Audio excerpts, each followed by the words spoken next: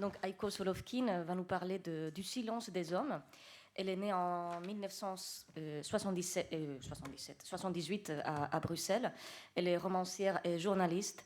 Et son premier roman, Rodéo, dont il sera question aujourd'hui, a obtenu le prix de la première œuvre de la Fédération Wallonie-Bruxelles en 2016. Elle est aussi autrice de au moins 2 pièces de théâtre et elle a également publié plusieurs nouvelles. Et voilà, donc merci aussi d'être avec nous et tu as la parole. Est-ce qu'on m'entend bien? Oui. Merci à tout le monde d'être venu et merci d'avoir été invité. Alors moi, j'ai pas pu préparer un beau PowerPoint comme Malika, donc je vais plutôt lire sur mon écran. Alors, j'imagine que la plupart des gens d'ici, si pas tous, n'ont pas lu ce merveilleux livre qu'est Rodéo. Donc, je vais quand même le résumer en 2 lignes pour que vous compreniez un petit peu de quoi il s'agit. Donc, dans une ancienne région minière à la fin des années 90, une bande de jeunes désœuvrés tue son ennui en faisant des rodéos sur des routes de campagne. Alors des rodéos, je ne sais pas si c'est la même chose en Espagne, mais en Belgique, des rodéos, c'était des gens qui s'amusaient à poursuivre des automobilistes sur les routes et à leur faire peur en fait. Et il y a eu une grande mode comme ça dans les années 90, début 2000, notamment à la campagne, où des types s'amusaient à poursuivre des gens la nuit, leur faire peur, etc. Donc il s'agit d'une bande de jeunes qui, voilà, dont le passe-temps favori à la campagne, c'est de faire ça. Jusqu'au jour où ils vont croiser une jeune femme sur leur chemin, qui vont violer et puis qui vont tuer lors d'une beuverie. Et leur crime va demeurer impuni. Et donc ils sont désormais liés par un pacte du silence dont l'un d'entre eux va finir par se libérer en se suicidant. Alors moi j'ai eu très envie d'écrire Rodéo après avoir lu par hasard un fait divers sur internet qui m'a dans un premier temps vraiment horrifiée et puis qui m'a intriguée. Donc au début des années 2000, le cadavre d'une jeune femme est retrouvé au bord d'une route de campagne en France. Et cette jeune femme a été violée et brûlée. Et 10 ans après, on ne sait toujours pas qui a commis ce crime, mais l'enquête a pu déterminer qu'il s'agissait de plusieurs hommes et issus de la région. Alors, la lecture d'autres articles de presse sur cette affaire m'a à chaque fois évoqué des images fortes et immédiates, familières aussi quand on vit dans un pays qui comporte d'anciennes régions minières. Et donc, ce fait divers m'offrait un ancrage belge possible. Alors j'ai trouvé que cette affaire comportait suffisamment de zones d'ombre qui pouvaient être comblées par la fiction. Et j'ai eu envie de proposer une genèse et un récit à ce crime irrésolu. Et de ce fait divers, j'ai retenu 4 points qui ont servi d'ossature à mon récit. Donc une ancienne région minière frappée par la crise économique, une bande de jeunes hommes, la face sombre de la camaraderie masculine qui se traduit par un crime collectif impuni, qui est ce viol, et le secret et le silence qui résultent de cette impunité. Alors la question du silence, de l'impunité et de l'expiation d'une faute par d'autres voies que la voie judiciaire est un sujet qui m'a toujours beaucoup intéressée. Et au cours de mon parcours professionnel, il y a 2 expériences qui m'ont particulièrement marqué et qui ont attisé mon intérêt pour la prise de parole ou le silence autour des crimes sexuels notamment, mais pas uniquement. Alors, la première, c'était un travail que j'effectuais à une fondation qui s'appelle la Fondation Auschwitz à Bruxelles, qui est un centre de recherche et de documentation sur la mémoire de la Shoah, et plus particulièrement sur Auschwitz. Et ma fonction principale consistait à interviewer des rescapés. Et ces témoignages étaient ensuite centralisés à la fondation de Steven Spielberg, qui a créé une fondation pour récolter un maximum de témoignages de rescapés, et à l'université de Yale, et qui constituait une immense base de données vidéo. Et j'étais très frappée par l'aisance et parfois même l'urgence avec laquelle les rescapés racontaient les horreurs qu'ils avaient subies, les racontaient en détail, et avec une émotion toujours aussi vive plus de 60 ans après. Et en parallèle, je lisais énormément sur la Seconde Guerre mondiale, sur les nazis. Et évidemment, le contraste était saisissant avec le silence des bourreaux, qui, quand ils prenaient la parole, étaient essentiellement pour minimiser leurs actes ou les placer dans une espèce de chaîne hiérarchique dont ils n'auraient été qu'un des maillons exécutants. La deuxième expérience qui m'a beaucoup marquée, et c'est intéressant que Malika l'ait souvent mentionné, c'était au Rwanda, parce que moi j'ai vécu au Rwanda et je travaillais dans une ONG qui travaillait sur les procès du génocide. Et donc j'ai dû assister à des tas de procès dans des petits villages, enfin des tas, oui, vraiment des dizaines et des dizaines de procès. Et je devais interviewer tous les protagonistes du procès. Donc, c'était des procès coutumiers. Donc, c'est pas un procès au sens où on les connaît en Europe. Il n'y avait pas d'avocat. Enfin voilà, c'était des procès traditionnels qu'on avait réactivés puisqu'on avait calculé que si on devait juger toutes les personnes impliquées dans le génocide, ça mettrait plus d'un siècle. Et donc voilà, j'ai interviewé les protagonistes de ces procès. Donc les juges, les témoins, les victimes, mais aussi les bourreaux. Et bon, évidemment, c'est la parole du bourreau qui forcément m'intéressait le plus, puisque c'est celle qu'on entend le moins. Et tout comme les rescapés de la Shoah, les victimes mettaient des mots assez facilement sur les expériences terrifiantes qu'elles avaient subies. Elles en parlaient assez aisément, tandis que les auteurs étaient soit très désinvoltes et souvent dans une posture de déni, et tout comme les nazis, quand ils parlaient, c'était en gros, ils se contentaient de dire qu'ils avaient été endoctrinés, qu'ils n'avaient fait suivre que les ordres et qu'ils avaient été pris dans un engrenage idéologique qui les avait dépassés. Donc la question de... Et puis voilà, troisième expérience aussi, j'ai été journaliste pendant longtemps et je m'occupais notamment des affaires judiciaires. Et alors, je ne sais pas si c'est réellement vrai, mais une juge m'avait dit que les auteurs, et plus particulièrement les auteurs de crimes sexuels, au fil du temps, avouent de moins en moins leurs crimes, que l'aveu spontané devient de moins en moins fréquent. Et elle plaçait ça en parallèle avec les progrès de la science, puisque la preuve par excellence étant devenue l'ADN, s'il n'y a pas de preuve biologique, en fait, les gens n'avouent pas. Comme si l'aveu par le corps était en train de remplacer l'aveu par la parole, que le corps était devenu plus fiable que la parole. Alors, dans Rodéo, et enfin, voilà, plus généralement à travers les expériences professionnelles que j'ai eues, je me suis beaucoup intéressée à l'idée de l'aveu ou du déni d'une faute, puisque dans la culture de l'aveu, elle est quand même issue de 2000 ans d'histoire chrétienne où il y a toujours l'idée que faute avouée est à moitié pardonnée et où se confesser est indispensable à l'absolution, comme vous le savez en Espagne, pays de longue date catholique. Alors en matière pénale, l'aveu a représenté le mode de preuve le plus fiable pendant des siècles en fait. Et bien sûr, l'aveu a trait à la vérité, puisqu'il donne a priori accès à la vérité, puisqu'il s'agit de la reconnaissance par la personne soupçonnée elle-même de sa culpabilité concernant les faits qui lui sont reprochés. Donc le fait de ne pas avouer est généralement mal perçu, dans la mesure où il s'oppose à des attitudes perçues comme plus constructives, telles que le regret, le remords, le repentir et la culpabilité. Pourtant, il existe un besoin d'avouer, c'est même une pulsion à l'auto-trahison qui relève l'existence d'un désir inconscient de punition, d'une punition par l'intermédiaire de laquelle l'auteur manifeste un besoin de racheter sa faute et un besoin de pardon de la société. Et en travaillant notamment avec...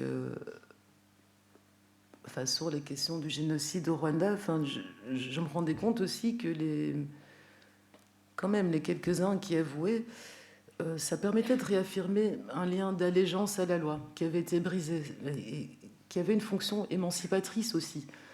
Parce qu'en avouant, l'auteur se libère d'une forme de fatalité, il se réapproprie son histoire, il institue un temps créateur et il donne en quelque sorte un avenir au passé. Parce qu'en avouant, il ne se réduit pas à ce qui était programmé. Il peut reprendre des distances vis-à-vis de lui-même, inventer autre chose. Et parce qu'il me semble, enfin, au même titre, l'aveu a des liens très étroits avec le pardon. Et l'aveu, comme le pardon, c'est un pari éthique sur la régénération de celui qui a failli ou défailli. Et c'est pour moi un pari sur l'avenir, à rebours de toutes les conceptions déterministes qui reposent sur la possibilité de transformation de ceux qui ont commis les pires forfaits. Je me souviens, en Rwanda notamment, un ami m'avait rapporté une anecdote qui lui était arrivée et qui m'a beaucoup marqué et que j'avais beaucoup en tête quand j'ai écrit Rodéo. C'est un ami journaliste qui était lui-même d'origine en partie rwandaise et qui est retourné dans son village après le génocide. Il y avait dans son village un type qui avait échappé à la justice, mais dont tout le monde soupçonnait fortement qu'il avait vraiment commis des tas de crimes. Et cet ami, pendant 1 mois, est allé voir tous les jours ce type pour le faire parler, pour le faire parler. Et le type, petit à petit, avouait. Et au fil du mois, il maigrissait, il maigrissait, il maigrissait. Et à la fin du mois, quand il a tout avoué, il est mort. Et moi, ça, c'est quelque chose qui m'est vraiment resté en tête pour Rodéo, puisque moi, mes auteurs, ils échappent au crime. Mais par contre, il y en a un qui va finir par se suicider parce que, comme chez Dostoïevski, les gens sont consumés quand même par leurs fautes. Alors peut-être pas tous, peut-être que c'est un peu une illusion morale, mais je pense quand même que l'impunité totale n'existe pas. Peut-être vis-à-vis de la loi, mais pas forcément vis-à-vis de soi-même. Alors, Rodéo était pour moi une tentative de donner une voix à ces bourreaux, à ces hommes qui se taisent, et d'essayer un petit peu de comprendre la genèse de leur silence.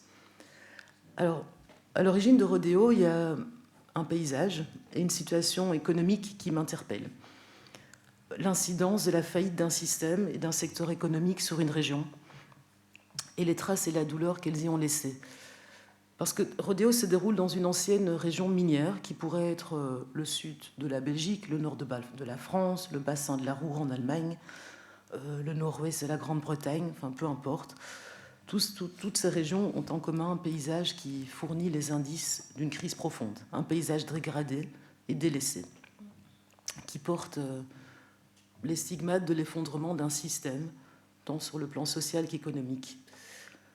Ce sont des paysages qu'on traverse sans les voir, on n'a pas envie de s'y attarder parce qu'ils sont sans attrait, on est porteurs d'une certaine poisse.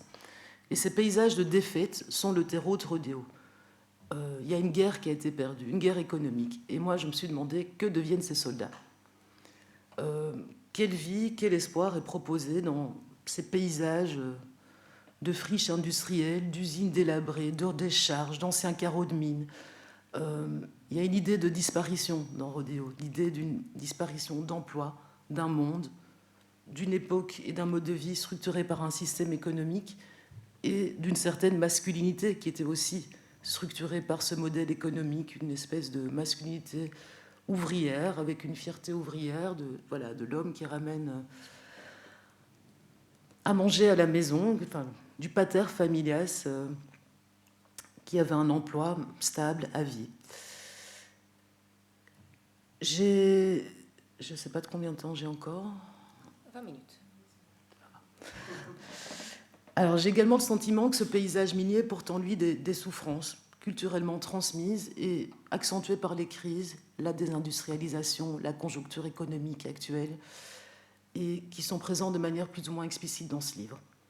Alors j'avais envie de parler de cette violence-là, qui est structurelle, aveugle, impersonnelle dans son intention, dans son action, mais dont les conséquences sont intimes. Donc je suis donc partie de ce paysage assez fantomatique et post-industriel, qui est donc l'héritage de cette énorme claque économique qui a commencé dans les années 70 et 80, pour faire un état des lieux d'une situation macro et glisser vers un cas plus particulier, qui à mes yeux est une traduction à l'échelle de quelques individus. Alors pour ça, j'ai donc pris un fait divers. Et moi, j'étais longtemps journaliste et je me suis enfin, je devais souvent travailler sur des faits divers, et j'aime le fait divers parce que c'est un des lieux dans la modernité où la tragédie à l'ancienne fait irruption dans notre quotidien. Et que je trouve assez... Enfin voilà, cette espèce d'irruption de fatalité, de tragédie dans un quotidien m'intéresse beaucoup. Et donc le fait divers, voilà, j'aime beaucoup puiser là-dedans. Alors, la matière dont se nourrit Rodéo... attendez, parce que là, je me perds un petit peu... Oui, voilà. Excusez-moi, donc j'étais au fait divers. Donc il y a un instant où le destin de la victime et de ses bourreaux bascule irréversiblement. Et en l'occurrence, ce n'est pas tant le crime exposé dans Rodéo qui m'a intéressé, mais bien davantage le fait qu'il ait été perpétré par un groupe, par une meute. Et commis seul, le crime est certes horrible, mais relève en quelque sorte d'un déraillement individuel. Mais à plusieurs, il acquiert une dimension supplémentaire, puisqu'il y a une entente tacite et donc un secret. Et c'est précisément la notion de secret qui m'intriguait et qui a nourri mon récit. J'ai voulu explorer la genèse de ce secret, ce qui le précède et le préserve. Comment et pourquoi ce secret, ce silence se met en place? Comment est prise la décision de le taire? Qu'est-ce qu'on fait le jour d'après? Comment est-ce qu'on le porte ensuite? Et est-ce qu'il est ou non évoqué? Alors, la question du secret qui découle d'un crime pose inévitablement celle du remords et du châtiment, de la peur aussi, puisqu'on peut se demander s'il est possible de mener une vie sereine lorsqu'on sait que les co-détenteurs du secret sont à tout moment susceptibles de flancher, d'avouer leurs fautes et d'entraîner les autres dans leur chute. Alors dans Rodéo, en l'occurrence, le châtiment va s'accomplir par un suicide de l'un des garçons. Et les autres vont devoir continuer à assumer le fardeau de l'impunité, des remords peut-être. Et dans ce roman, ce que j'ai voulu explorer, ce n'est pas le potentiel débat sociétal que suscite l'impunité, mais j'ai voulu réfléchir à l'expiation mystérieuse qu'elle implique pour celui qui échappe à sa sanction. Parce que l'impunité, elle est là, tout au long du récit. À aucun moment, ces garçons ne sont punis pour ce qu'ils font, mais que ce soit par le suicide ou par l'omerta, ils s'infligent, je pense, eux-mêmes leur peine, et une fois de plus, en marge du système légal. Alors, les 6 garçons dont il est question dans Rodéo sont d'abord des adolescents de, je dirais, vers 17 ans, et puis sont de jeunes adultes qui vivent dans une région qui s'est effondrée économiquement et qui ont l'impression d'être dans un ranch, dans un monde complètement fermé, avec des frontières invisibles, mais qui voient comme des instruments de contrôle, de domination. Ce sont des garçons qui se sentent complètement dominés et qui vont éprouver le besoin de dominer à leur tour. Et comme ils ont le sentiment de ne pas pouvoir franchir ces frontières, ils détruisent ce qu'elles contiennent de l'intérieur, par cercles concentriques, toujours plus près d'eux-mêmes, jusqu'à sombrer dans une forme d'automutilation symbolique. Ils boivent énormément, ils prennent beaucoup de drogue, ils ont des conduites à risque. Ils jouent toujours avec la mort, parce que dans leur milieu, en fait, la virilité qui reste la seule valeur qu'ils ont équivaut toujours à survivre à une forme de danger.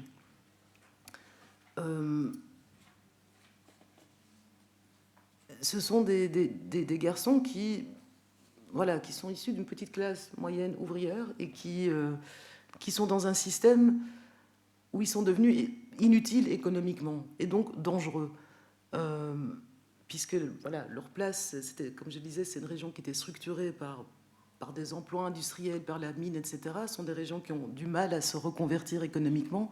Et donc il y a toute une partie d'une jeunesse qui n'est pas trop scolarisée, peu éduquée, qui, en tout cas, ces jeunes garçons sont issus de ce milieu-là. Et je pense que quand la place de jeunes hommes n'est plus assurée dans une société, les femmes sont en danger. On a affaire à une jeunesse volatile, instable, qui n'a pas grand-chose à perdre. Et dans ce contexte assez sombre, eh bien, ce que ces garçons-là vont cultiver et qui va complètement se retourner contre la jeune femme qui va être violée, sont des amitiés masculines qui priment surtout. Et le viol collectif qu'ils vont commettre, en fait, est la face sombre de cette camaraderie masculine. Et finalement, on retrouve des hommes qui, durant tout leur temps libre, cautionnent pleinement une culture de loisirs dont les femmes sont exclues. Les femmes sont reléguées à leurs devoirs sexuels et domestiques. Ils font de la moto, ils font du tuning de voitures. Enfin, ils vivent dans un monde où finalement, entre eux, entre mecs, où on doit tout le temps se prouver qu'on est des mecs. Ce qui va être le début de leurs ennuis, parce que la masculinité qu'ils affichent, elle incarne certains traits de la masculinité hégémonique et dominante, mais pour autant, ils n'en bénéficient pas de tous les avantages, puisque eux-mêmes sont dans une position de dominer dans les rapports de classe. Donc, ils témoignent d'une forme de masculinité assez marginalisée. Et moi, je ne suis pas issue de ce milieu-là, mais j'ai grandi dans des villages où je voyais tout le temps ces garçons en perpétuel travail de virilisation. Au moins, ils étaient éduqués. Au plus, le corps était investi. La virilité. Une espèce d'ordre masculin qui devient presque la naturalisation d'une construction sociale, en fait, qui s'inscrit dans les corps, dans le quotidien, dans la sexualité, dans les rituels. Parce que je pense que la précarisation, en tout cas d'un certain type d'homme, tend à réduire le corps à sa seule force. Et l'objectif de ces travaux de virilisation permanente, c'est de ne surtout pas apparaître comme ce qu'ils disent tout le temps, comme un PD. Ça, c'est la terreur suprême. Faut être un homme.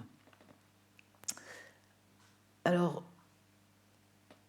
ce dont il est beaucoup question, enfin aussi dans Rodéo, c'est que l'exaltation de ces valeurs masculines, elle a bien sûr un prix. Et le prix, c'est une grande vulnérabilité, qui est la peur de ne pas être à la hauteur des vrais hommes. Donc, ce sont des garçons qui vont aller sans cesse dans une surenchère pour être des vrais hommes. Et oui, donc en surinvestissant tous les jeux de violence masculine, parce que comme l'honneur, la virilité, elle doit être testée devant les autres. Contrairement à la culpabilité. Culpabilité, on la garde pour soi. Mais la virilité n'est validée que par les autres hommes. Donc, ces garçons vont être dans une surenchère d'actes de plus en plus grands qui va les mener à ce viol collectif, mais qui, au fond, n'était pas si étonnant, vu la précarité de leur situation et cette virilité surinvestie. Il y a une espèce de cheminement assez logique. Et le viol collectif a pour eux une dimension initiatique presque. Et c'est une façon aussi de ne pas être exclu de cette meute. Et cette meute, c'est tout ce qu'ils ont. Exclus économiques qu'ils sont, la meute, c'est devenu, c'est la famille, c'est la chaleur. Ils veulent surtout pas en être exclus. Et le viol collectif, dans mon livre, tous n'ont pas vraiment envie d'y participer, mais tous vont quand même le faire. Et parce que parfois, c'est juste leur tour de violer. Et que ne pas violer serait risquer une exclusion de la seule famille qu'ils ont. Et pour moi, ce viol collectif marque aussi leur impuissance individuelle à suivre les règles du jeu et de la séduction, parce qu'il n'y a qu'ensemble qu'ils incarnent la virilité.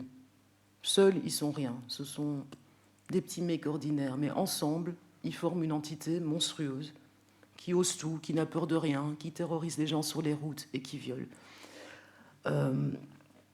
Donc c'est ensemble, dans cette solidarité virile qui est exercée sous la guidance d'un homme un peu plus âgé, qui a justement les caractéristiques de l'homme idéal selon eux, que ces garçons vont passer à l'acte.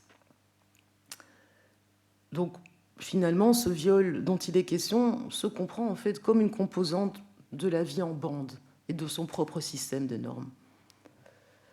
Chose intéressante, Rodeo, c'était quand j'ai écrit un cold case. C'était une affaire assez connue en France qui n'était pas résolue depuis plus de 10 ans. Ce qu'on en savait, c'est que on n'avait pas grand-chose comme élément, mais on savait que c'était un viol collectif, parce que la victime aurait, suppose-t-on, été prise en chasse en voiture par une bande de jeunes au volant, ivres, et ils l'ont poussée dans un fossé, ils lui ont fait provoquer un accident. Et cette fille a tout juste eu le temps d'appeler les pompiers. Et on n'entend rien sur l'enregistrement, la fille hurle, mais on entend au moins 3 voix d'hommes qui se rapprochent. C'est comme ça qu'on sait qu'ils sont plusieurs. Et on sait que c'était des mecs de la région parce qu'ils ont un accent très fort. Et c'est tout ce qu'on savait. Il y avait un ADN à l'époque.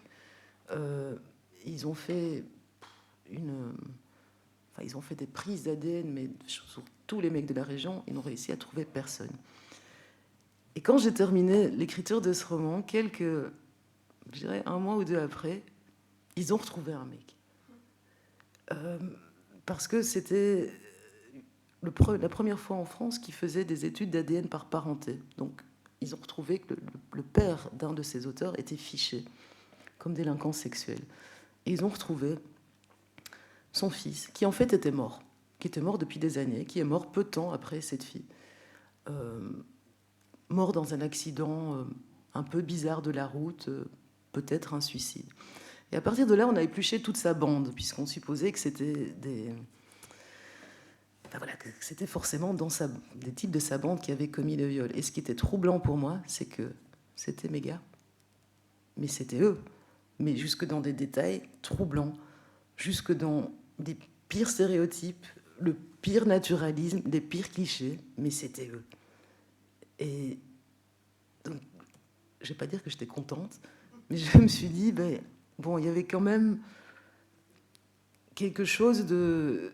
Enfin voilà, dans la réflexion que j'avais nourrie sur cette région, mais qui étaient ces types en fait? Qu'est-ce qu'ils faisaient avant pour avoir fait ça et pour parvenir à se taire? Eh ben, ils faisaient ça. Ils faisaient que ça. Et